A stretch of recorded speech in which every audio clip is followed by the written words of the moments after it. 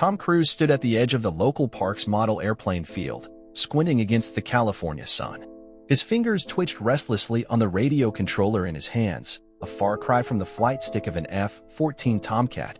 After wrapping his last movie and announcing his retirement from action films, he'd been searching for something to recreate that familiar surge of adrenaline.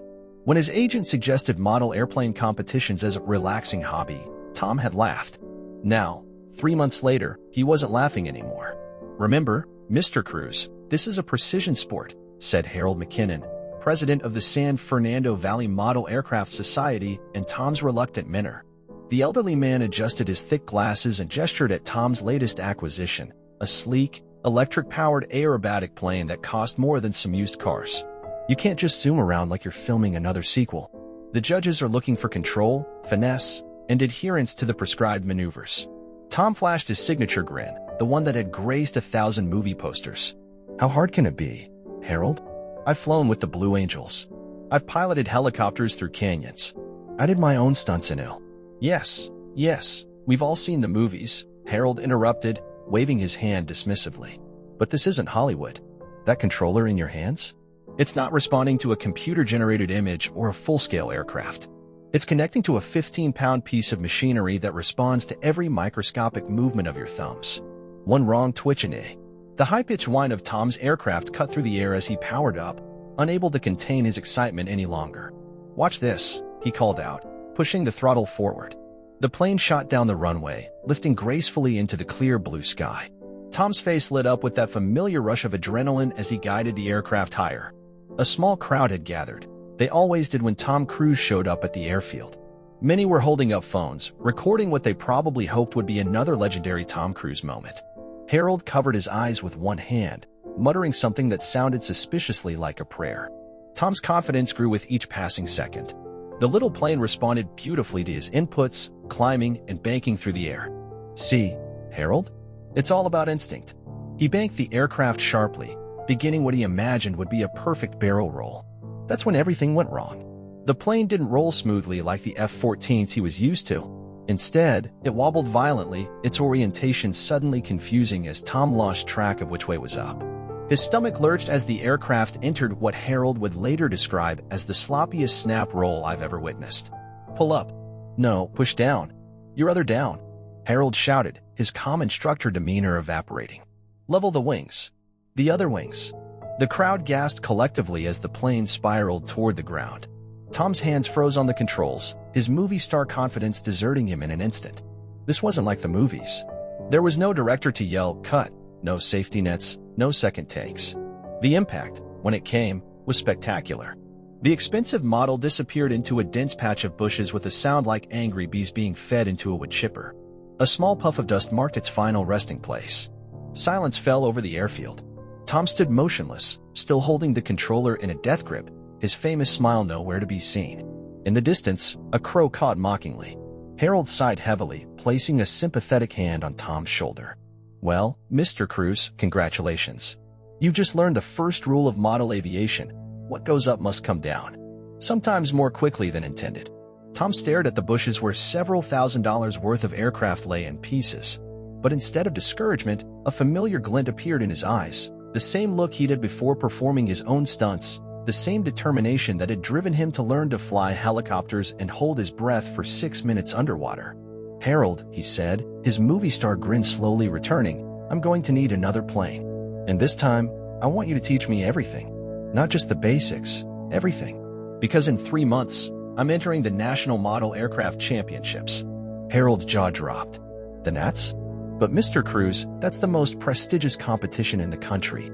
Pilots train for years to eat." "Call me Tom," Cruise interrupted, already pulling out his phone to order another plane. "And trust me, Harold, if there's one thing I know how to do, it's train. Have you seen the behind-the-scenes footage from Mission Impossible? This time, though." He paused, looking at the smoking wreckage of his first attempt at model aviation. "This time, I actually need to learn to do it right."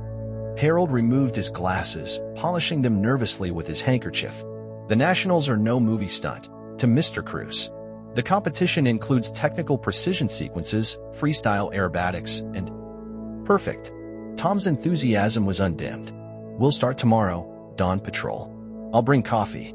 And Harold? He turned to his newfound mentor with the intensity that had made him famous. I'm going to make you proud. This is going to be better than Top Gun. Harold watched as Tom strode off to retrieve what was left of the plane, already talking excitedly on his phone about overnight shipping for replacement parts. Around them, the crowd was dispersing, their phones filled with footage that would undoubtedly go viral by dinner time. Lord help me, Harold muttered, already imagining the chaos that lay ahead. He's going to turn my quiet little flying club into mission impossible. But as he watched Tom carefully collecting the pieces of his crashed plane, treating each broken part with surprising reverence, Harold couldn't help but smile. Maybe, just maybe, Hollywood's most famous action star might learn something valuable from these little aircraft, like how sometimes the biggest thrills come from the smallest packages, and that true mastery requires more than just star power and a winning smile. What Harold didn't know yet was that Tom's crash would soon become the least of his worries. Because when Tom Cruise decided to conquer the world of model aviation, he was about to bring a whole new meaning to the term flight risk, and the real drama was just beginning to unfold. Dawn painted the San Fernando Valley in shades of pink and gold as Tom Cruise arrived at the airfield, carrying not one but 3 thermoses of premium coffee. Harold was already there, methodically checking a training aircraft that looked decidedly less impressive than the one Tom had crashed the day before. Is that plywood? Tom asked, trying to hide his disappointment as he handed Harold a coffee. Balsa wood, Harold corrected, patting the plane's simple fuselage. Meet the apprentice. She's not fancy, but she's forgiving, which is exactly what you need right now. He took a sip of coffee and raised his eyebrows. This is excellent.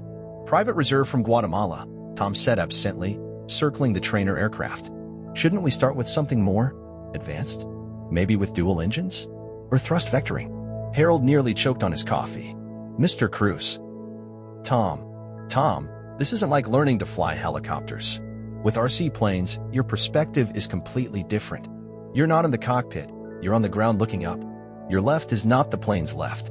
Your right is not. Harold stopped as he noticed Tom pulling out his phone. What are you doing? Ordering a simulator. We can practice virtually, right? Like we did for Top Gun, Maverick. Actually, Harold smiled for the first time that morning. I brought something better. He walked to his car and returned with what looked like a pair of wooden sticks tied together with string. This is your first training aircraft. Tom stared at the contraption. That's not an aircraft. It's called a buddy box. It teaches orientation. You hold it at arm's length and rotate it. The goal is to keep track of which side is left and right from the aircraft's perspective, not yours. For the next hour, Tom Cruise, the man who had dangled from the world's tallest building and clung to the side of an airborne cargo plane, stood in an empty field rotating a pair of sticks. His expression grew increasingly frustrated as Harold called out commands. The plane is facing away from you. Give me a left roll. Tom rotated the sticks right, then quickly corrected. Now it's coming toward you. Right roll. Another mistake. Sweat beaded on Tom's forehead. The thing about model planes, Harold explained, clearly enjoying himself, is that when they're flying toward you, everything is reversed. Left is right, right is left. Kind of like trying to pat your head and rub your belly while looking in a mirror. I've done my own stunts in 6 Mission Impossible movies, Tom muttered through gritted teeth as he got another command wrong. I learned to fly a helicopter for 1 shot. I held my breath for 6 minutes underwater. Yes, Harold interrupted. But could you do any of those things backward and in miniature? The morning wore on, and slowly, very slowly, Tom began to improve. By the time the sun was high in the sky, he was getting most of the orientations correct. That's when Harold finally let him approach the actual training plane. Now remember, Harold said as he helped Tom set up, this isn't about speed or spectacular maneuvers. It's about precision and control. Think of it as a dance. I can dance, Tom said confidently. Have you seen Risky Business? Harold ignored him and continued his briefing. We're using a buddy box system. That means I have the master controller. If you get into trouble, I can take over instantly. Think of it as having a safety net. Tom nodded, his expression serious. Like having a backup parachute for a halo jump. I suppose. Harold connected the 2 controllers. Let's start with straight and level flight. Nice and easy. The electric motor whirred to life, and the little trainer lifted smoothly into the air under Harold's guidance. Okay, you have control. Just keep it steady. Tom's hands were rock steady on the controller, but the plane immediately began to wobble. It's more sensitive than I expected, he said, his voice tense. "Small corrections," Harold coached. "Think of it like performing surgery rather than throwing punches." The plane steadied slightly. Tom's famous intense focus was evident as he guided the aircraft in a gentle circle. "This isn't so." That's when the wind gusted. The trainer weathercocked sharply, and Tom overcorrected. Harold's hand twitched toward his master controller, but held off, letting Tom work through it. The plane porpoised through the air, climbing and diving as Tom fought to regain control. "Small corrections," Harold reminded him. "You're not wrestling a motorcycle through Paris." "I'm trying." Tom's voice had risen an octave, but it's not responding like. "Look out." A new voice called from behind them. Tom turned instinctively toward the sound, forgetting the cardinal rule of RC flying. Never take your eyes off the plane. The trainer went into a spiral. Harold smoothly took control, leveled the wings, and brought the aircraft in for a gentle landing. As it rolled to a stop, they both turned to see who had called out. A woman in her early 40s stood watching them, her arms crossed and an amused expression on her face. She wore a jacket with various competition patches, and next to her was a sleek pattern plane that made Tom's crashed aircraft look like a toy. "Sarah Chin," she introduced herself. "Three-time national aerobatic champion." "Harold, you didn't tell me you were training celebrities now." Harold sighed.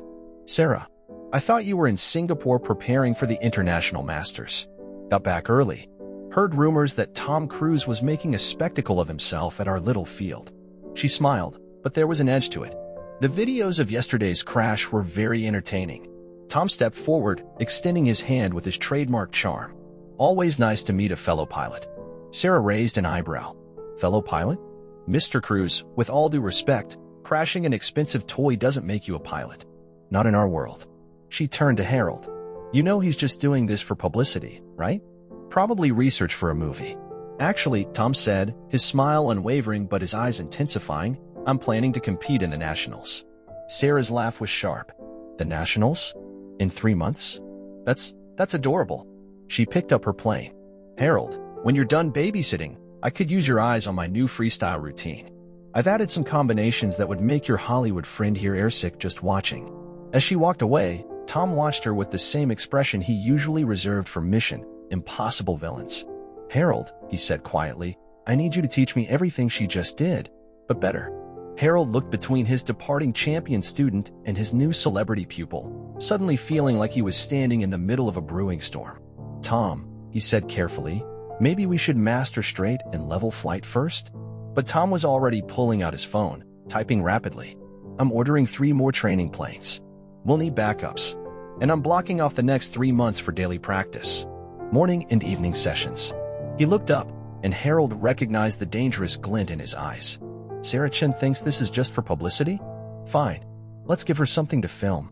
Harold picked up his coffee, wishing it was something stronger. Phase 2 of Tom Cruise's model aviation adventure was about to begin, and he had a feeling it was going to be even more spectacular than Phase 1, for better or worse.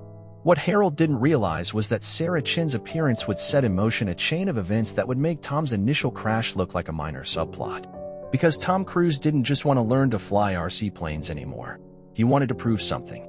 And a Tom Cruise with something to prove was a force that even the laws of physics had learned to fear.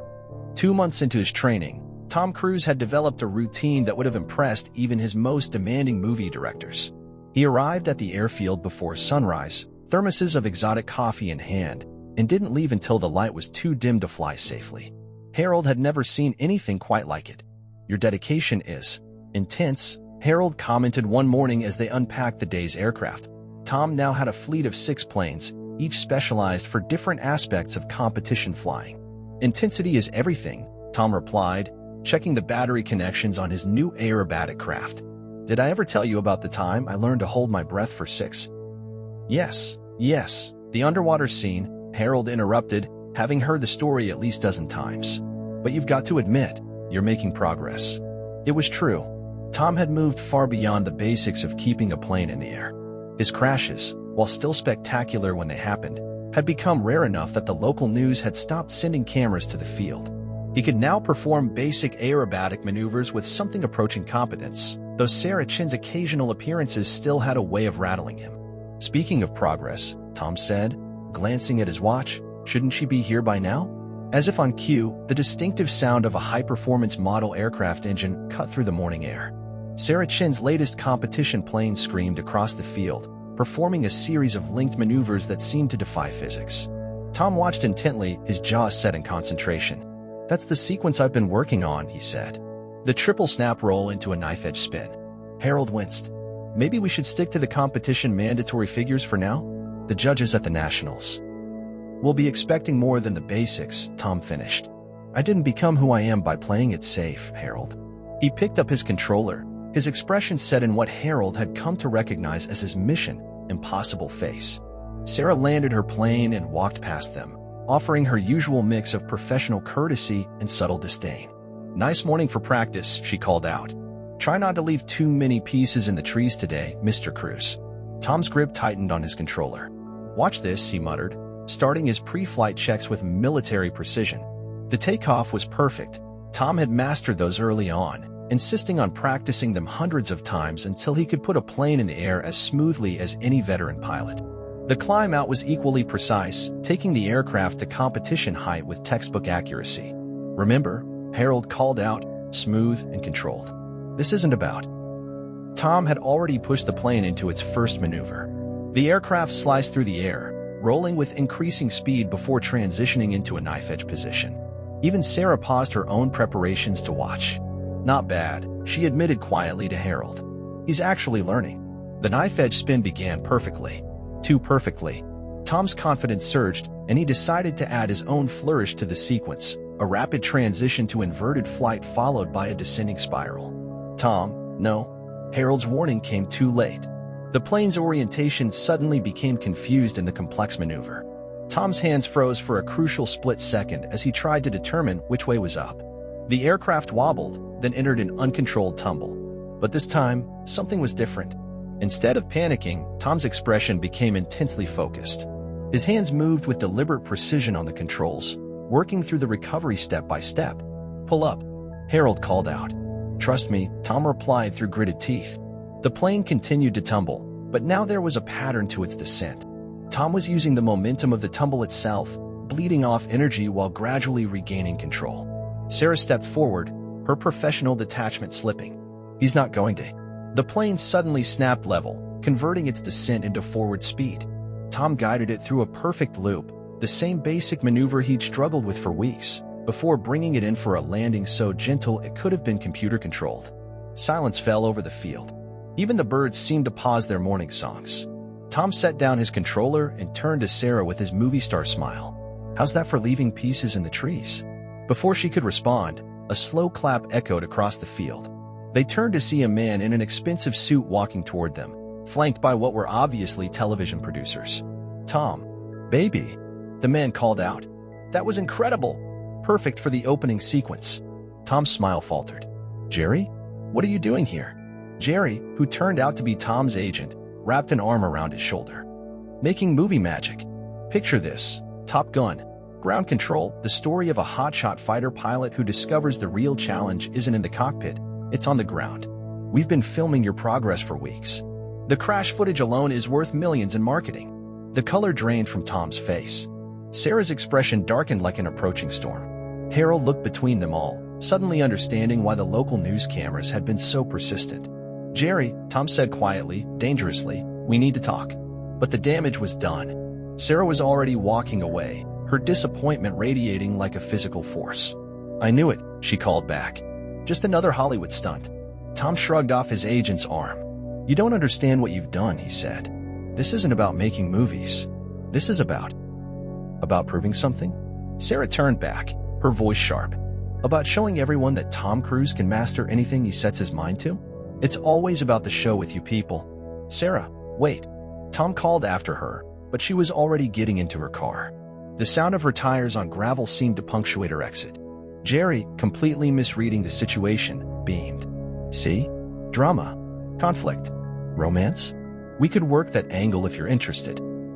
Tom turned to his agent with the same intensity he usually reserved for his most dramatic scenes. "Cancel it," he said. "Cancel everything. This isn't a movie, Jerry. For once in my life, I need it not to be a movie. But Tom, the contracts are all ready. Cancel. Everything." Each word was its own sentence. Tom picked up his controller again, his expression set in stone. "Harold, I need you to teach me the most difficult sequence you know. Something that's never been done before." Harold looked at the gathering storm clouds on the horizon, then at his determined student. "There is one combination," he said slowly. "Sarah tried it last year at the International Masters. Nobody's ever completed it successfully in competition." "Perfect." Tom checked his plane's batteries. "That's exactly what I need." As Jerry's protests faded into the background, Harold began to explain the sequence that had become known in RC circles as the Widowmaker. What he didn't tell Tom, at least not yet, was that Sarah Chin had spent a year in physical therapy after attempting it. The storm clouds grew darker, and Harold could have sworn he heard thunder. But Tom Cruise was already preparing for another takeoff, and this time, there were no cameras rolling. This time, it was personal. What nobody at the field realized was that the real drama was still to come. Because while Tom had mastered the art of the perfect loop, he was about to learn that some things in life can't be fixed with even the most spectacular aerial maneuvers. The Nationals were just weeks away, and the hardest part of his journey was about to begin. The sky was the color of brushed steel as Tom Cruise stood at the field's edge, his eyes fixed on Sarah Chin's car pulling into the parking lot. It had been 2 weeks since the movie deal fiasco, and she hadn't spoken a word to him since. But today was different. Today, she needed to see what he was about to attempt. Harold stood beside him, fidgeting with his ever-present handkerchief. "We don't have to do this today," he said, eyeing the threatening weather. "The Nationals are still 3 weeks away. There's time to—" "It has to be today," Tom interrupted, checking his aircraft one final time. Before the story breaks. Despite Tom's best efforts, news of the canceled movie project had leaked. By tomorrow, every entertainment website would be running stories about how Tom Cruise's latest stunt had failed, how he'd given up on his hobby when he couldn't turn it into box office gold. They couldn't have been more wrong, but Tom knew that didn't matter. What mattered was what he did next. Sarah slammed her car door and walked toward them, her expression guarded. "Harold called me. Said you're planning something stupid." "Something impossible," Tom corrected, not looking up from his pre-flight checks. "The Widowmaker sequence." Sarah's face went pale. Unconsciously, her hand went to her left shoulder, the one that had been reconstructed after her own attempt at the notorious combination of maneuvers. "That's not just stupid," she said. "That's suicidal." "For the plane," she added quickly. "Talk him out of it," Harold pleaded. "He might actually listen to you." But Sarah was studying Tom's face with new intensity. "You're serious about this, aren't you? This isn't for show. You actually think you can do it?" Tom finally looked up, and something in his expression made her take a step back. Gone was the movie star smile, the casual confidence, the practiced charm. In their place was something she recognized from her own mirror, the look of someone who had found something real, something that couldn't be faked for cameras. "I've spent the last 2 weeks practicing every component separately," he said. "The inverted Cuban 8, the multiple knife-edge transitions, the torque roll to inverted Harrier." He paused. "The same sequence that put you in the hospital. You've been studying my crash." Tom nodded. "Frame by frame. I think I know what went wrong." "Oh, please enlighten me, Mr. Hollywood." There was bite in her words, but also genuine curiosity. "You tried to power through the last transition," Tom said quietly. "When the torque roll started to slip, you fought it. But the trick isn't to fight it, it's to dance with it." Sarah's eyes narrowed. "Dance with it?" "Like Harold's been trying to tell me since day one. It's not about muscle or speed or even skill. It's about understanding the air itself. About feeling the plane as an extension of." He stopped, laughed softly. "I sound like one of my movie scripts." "No," Sarah said slowly. "You sound like a real pilot." Thunder rumbled in the distance. Harold looked at the sky nervously. "The wind's picking up. If you're really going to do this." Tom was already starting his engine. The high-pitched whine cut through the heavy air as he ran through his pre-flight checks one last time. "Wait," Sarah called out. She walked to her car and returned with a small device. "My telemetry logger. If you're really going to attempt this, we should at least get the data." "For?" She hesitated. "For science." Tom nodded his thanks as Harold helped install the logger. The wind was definitely stronger now, gusting unpredictably.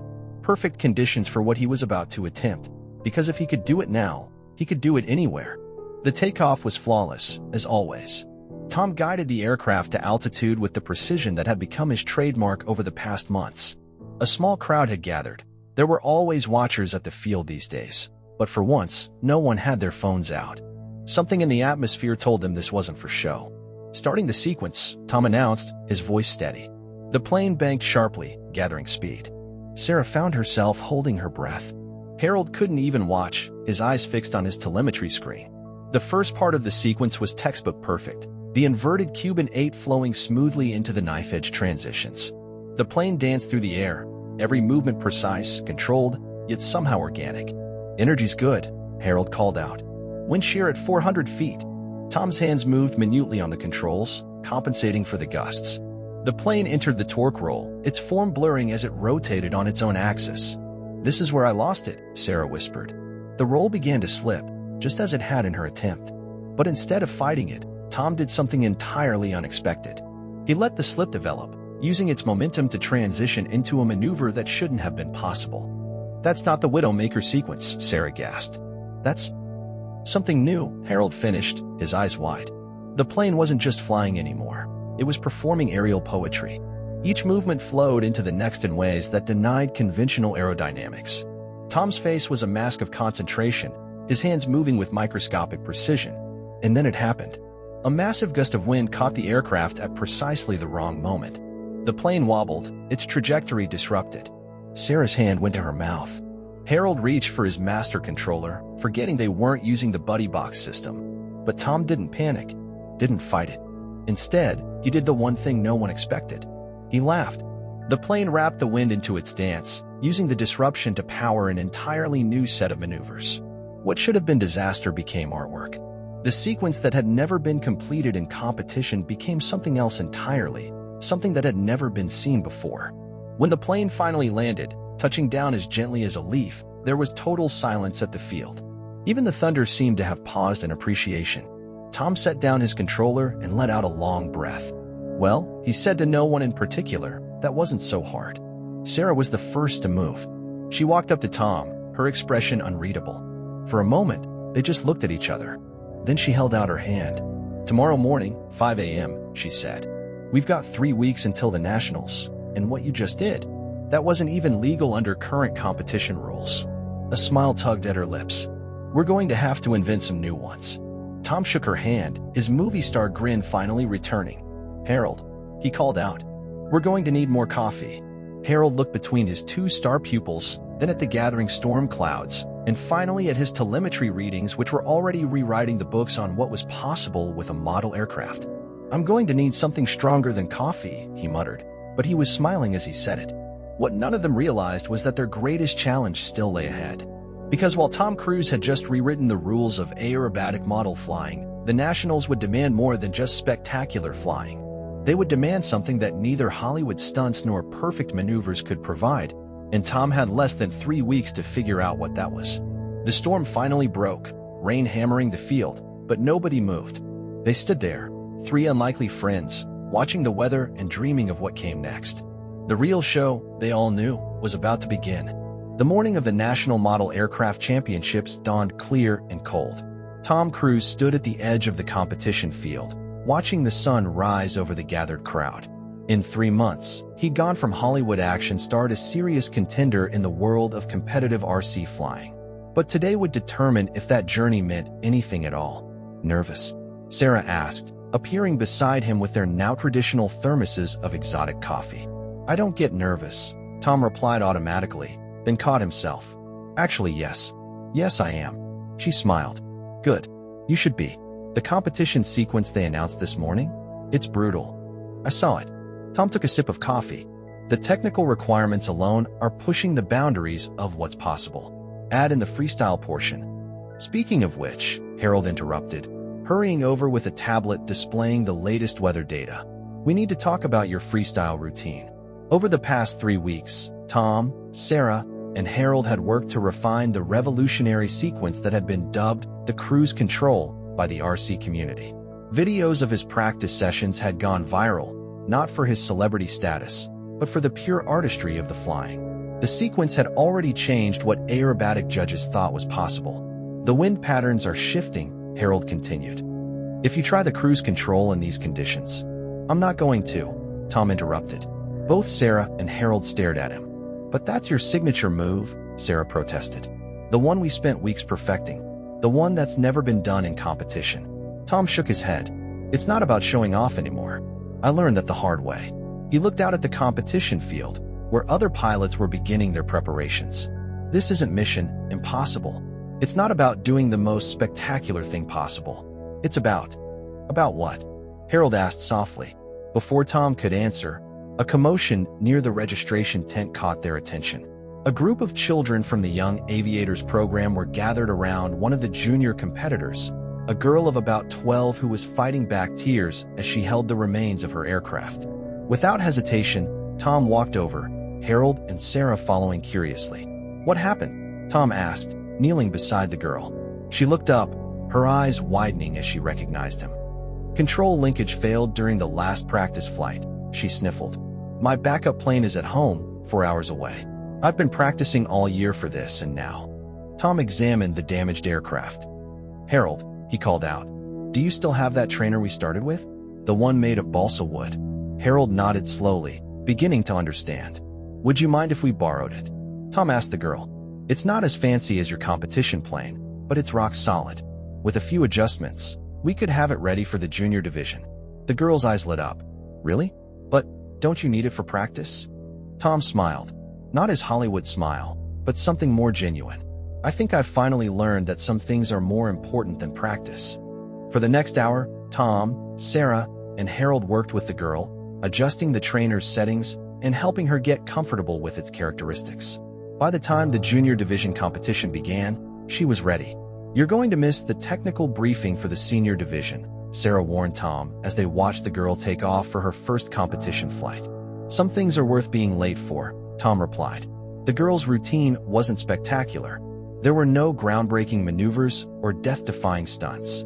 But every move was performed with precision and heart, and when she landed safely, her smile could have powered a small city. Tom barely made it to his own division in time. The technical sequence was demanding, pushing both pilot and aircraft to their limits. Tom flew with a precision that had the judges double-checking their scoring sheets. But it was the freestyle portion where everything changed. As Tom took position for his final flight of the competition, the crowd fell silent. They were expecting the cruise control, the revolutionary sequence that had set the RC world buzzing.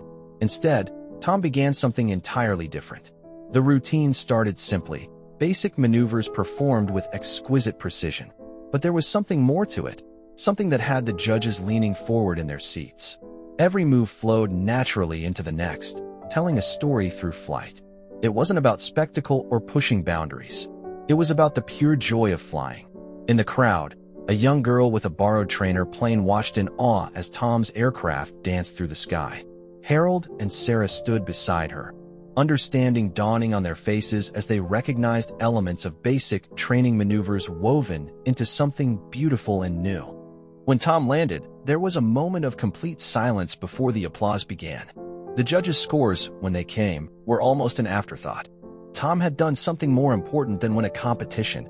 He had shown everyone why they had fallen in love with flying in the first place. "That wasn't the cruise control," Sarah said later, as they packed up their equipment. "No," Tom agreed. "That was something I learned from a 12-year-old girl with a borrowed plane." He paused. "And from an incredibly patient instructor who tried to tell me from day one that it wasn't about spectacular stunts." Harold pretended to be very busy with his telemetry equipment, but his smile was visible. "So," Sarah asked, "what's next?" "Back to Hollywood." Tom looked up at the sky, then at the field where new pilots were already practicing, inspired by what they'd seen. "Actually, I was thinking of starting a flying school. For kids who can't afford the fancy equipment. We could call it Top Gun, Next Generation." Sarah groaned at the name, but her eyes sparkled. "Need an instructor?" "2 instructors," Tom corrected, looking at Harold. "If you're interested." Harold finally looked up from his equipment. "On one condition," he said seriously. "We use proper training planes. No thrust vectoring, no dual engines, and absolutely no calling them toys." Tom laughed, a real laugh, not the one he used for talk shows. "Deal. But we're going to need more coffee." As the sun set on the competition field, 3 friends sat planning their next adventure.